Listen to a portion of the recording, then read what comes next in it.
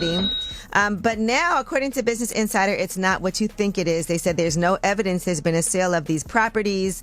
You know, think it's a red flag when you're 50 years old and feel like almost 50 and still gotta flex on social media. But, you know, people on social media do what they do best. He said that Floyd was kidnapped by the Abu Dhabi folks. Any comment on that? And again, like I was just saying, again. Breaking news, Leonard Ellerbe has stepped down as CEO from Mayweather Promotions. Leonard Ellerbe has been by Floyd Mayweather's side for decades. As the CEO of Mayweather Promotions, he was considered more than just a business associate. He was Floyd's right-hand man, someone deeply embedded in the rise of the money team. So when Ellerbe stepped down from his position and began distancing himself from Floyd, fans and insiders started asking serious questions. The departure wasn't announced with drama or controversy, but insiders claim it wasn't exactly peaceful behind the scenes. Ellerbe has allegedly hinted at serious financial mismanagement under Floyd's watch. More shockingly, sources claim he suggested that Floyd Mayweather could soon face legal consequences, potentially even arrest, tied to a staggering $402 million real estate scam. It kind of, you know, think it's a red flag when you're 50 years old and feel like almost 50 and still gotta flex on social media. But, you know, people on social media do what they do best, especially black people, try to tear each other down. So people start researching, Angela started researching, and they found out that Floyd was capping. Now, Floyd is part of like some type of ownership. That number isn't a typo. $402 million. According to reports, Mayweather was involved in one of New York City's largest real estate deals of the year, an affordable housing portfolio consisting of more than 60 buildings in Upper Manhattan. A point like this because all of them. We're in New York City right now. We're in Manhattan. That's what we do. Come on.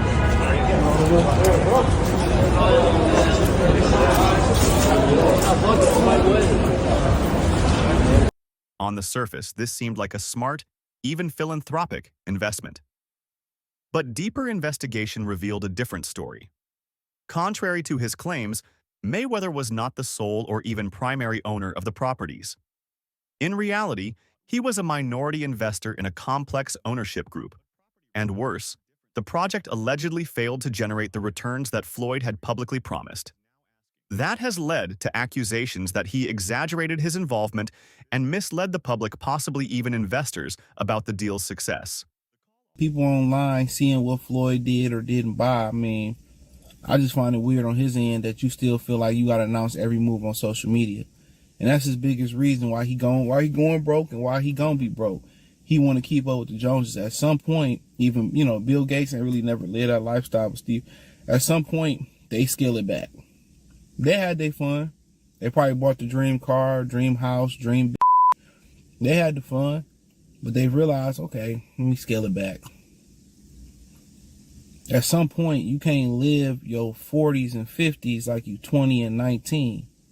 You can't live like that. It's okay, I don't really need a house in Cali or... This is just one example of how Mayweather's business model, which was once admired for its independence and boldness, may have become unsustainable. Floyd built his empire not just with his fists, but with his brand. He marketed himself as the undefeated, untouchable money-making machine. His motto: hard work, dedication, and money. But behind that image is a financial system that critics say was built on flashover foundation. For years, Floyd's entire public persona has revolved around wealth. He shows off multi-million-dollar watches, private jets, and a massive fleet of luxury vehicles. They call this the $1 million garage. I know we're on television, Floyd, but I think it's necessary for me to say, damn. Well, you know, we are on ESPN. These are sports cars. It's a sports network. This car costs $3.2 million. This Bugatti right here costs $1.6 million. You ain't seen these toys. I haven't seen these? No. What? Floyd, this is 7 cars, man. Silver, platinum, Miami, black LA, white Vegas. Yeah, in New York, I got my drivers. And you got your drivers in New York? Yeah. Why? Talk to me about why you make the decision to drive different colored cars in respective cities. Spoiled brat. Oh, just being a brat? Just being a brat. The 7 cars that you showed me Yes. are in excess of $15 to $20 million. Let me see what's the number. We go 300. And you don't drive them. It's close to 15 million. You're right. It's close to 15 million. Bugattis, Ferraris, Lamborghinis, Bentleys, McLarens, Maybachs, you name it. He owns multiples. In interviews, he boasts about owning 100 cars and not even driving most of them.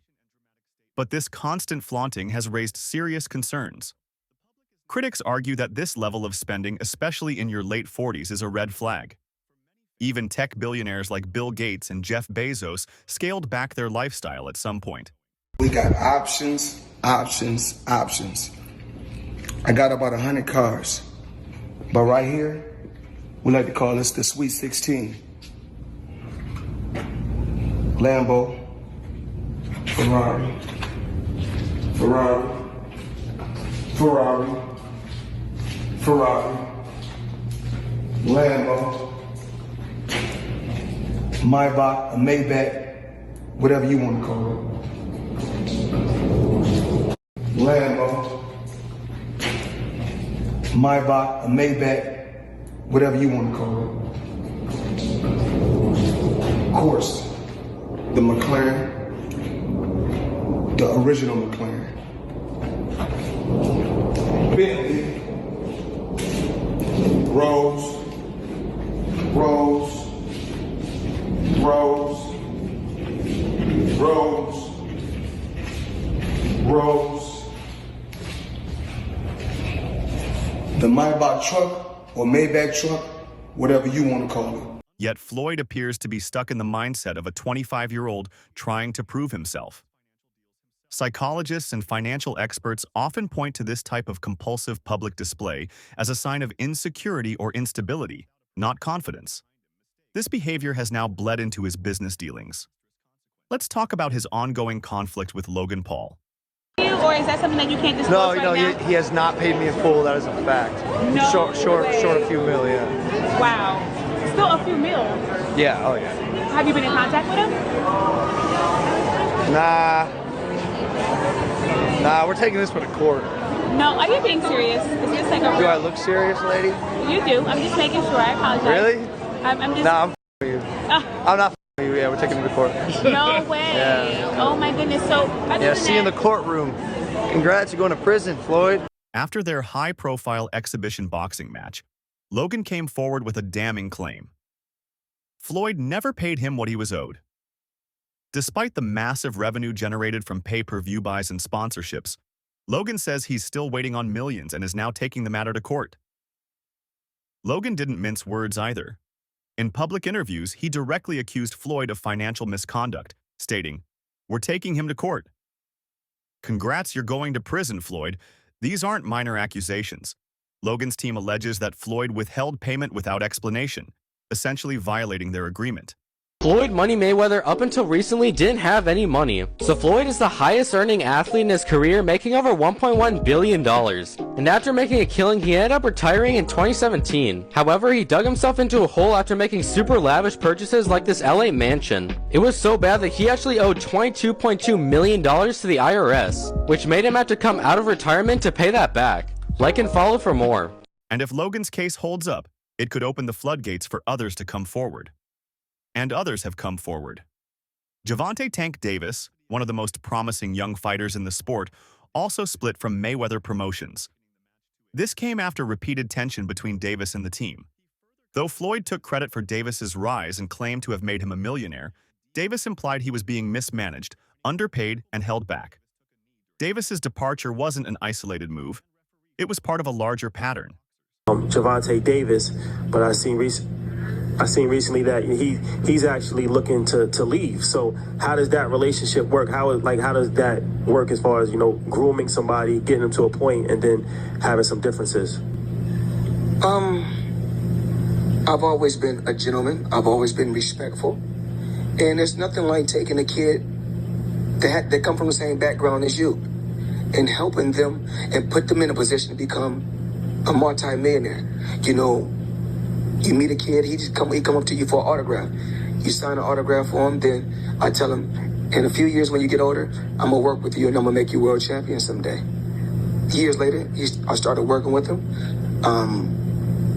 helped him, pushed him to be great. And if he feels like, you know, he's grew wings where he can fly, become his own boss, more power to him. Over the past few years, several fighters and staff members have walked away from Mayweather Promotions. The recurring theme? Dissatisfaction with how the company was run, especially around money. Leonard Ellerbe's exit added fuel to that fire. Though he's remained professional in public, his silence on key issues has only deepened suspicion. In my opinion, Tank is the best fighter in the entire world. And another terrific opportunity on June the 15th to go out there and show you guys why he's the top dog. Just out of curiosity, bro, he said that Floyd was kidnapped by the Abu Dhabi folks. Any comment on that? And again, like I was just saying, again, Tank's that guy. And for all the guys out there in the weight class.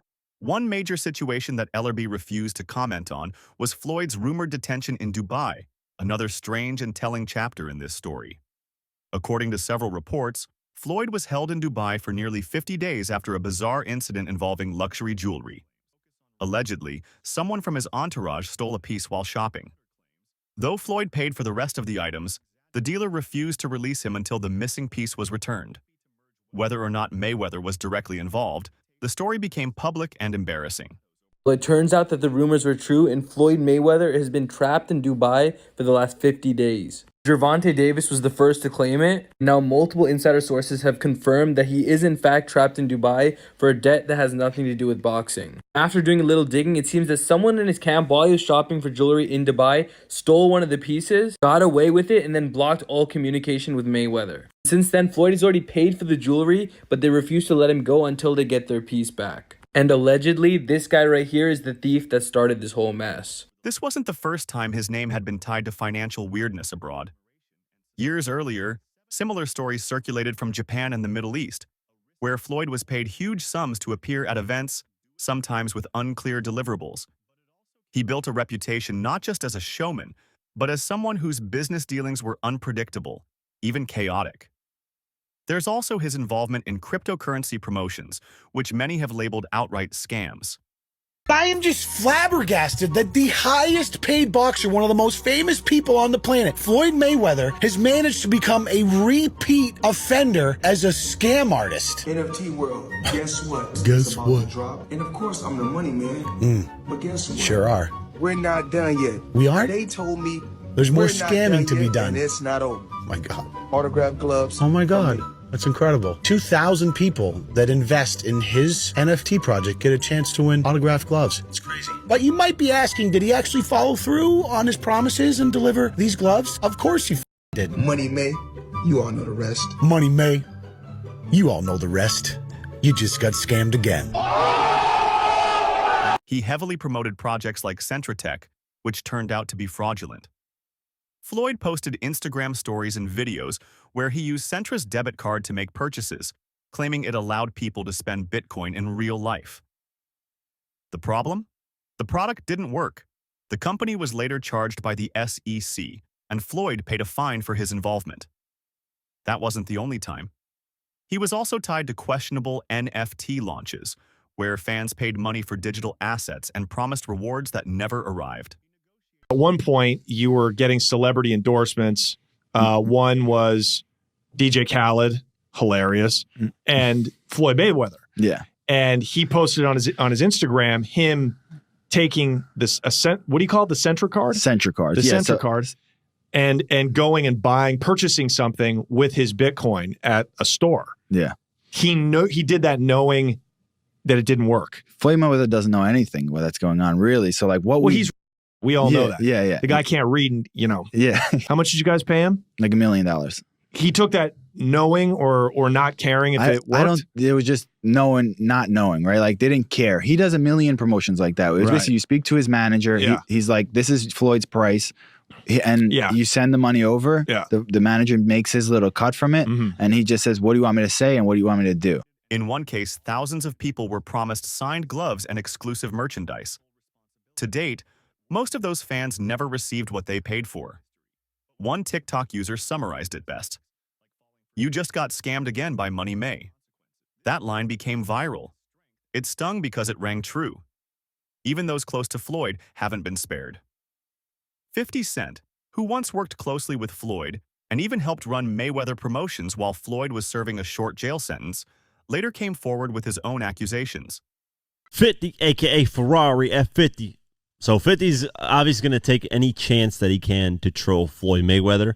And I don't know how accurate or true this is. 50 said it was true and then removed it off his Instagram like he sometimes does. He'll chime in on things and then remove it.